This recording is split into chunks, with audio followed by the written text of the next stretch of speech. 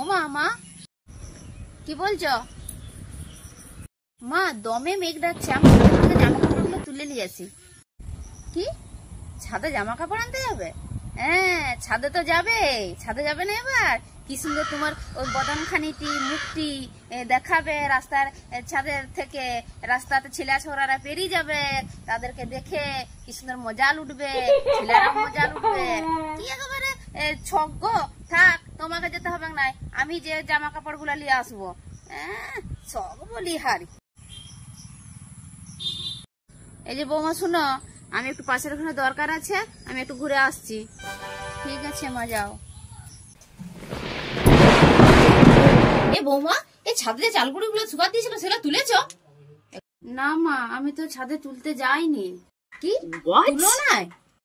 না মা, তখন তুমি বলছিলে যে আমি ছাদে গেলে আমার সুন্দর মুখটি রাস্তার ছেলেদেরকে দেখাবো, যে তারাও মজা নিবে, আমিও মজা লুবো।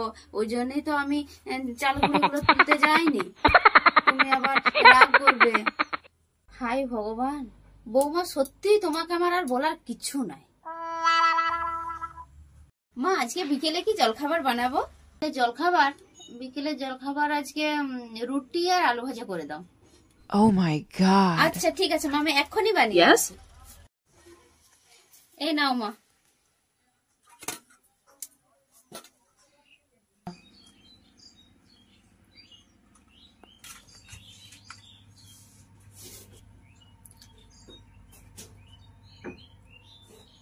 বৌমা, রুটিটা তো মলম মলম গন্ধ করছে কেন?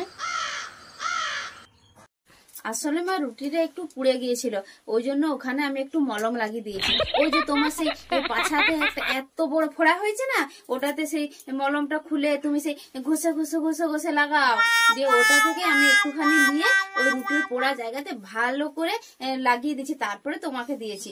ওই জন্য রুটিটা মলমের গন্ধ লাগছে। হ্যাঁ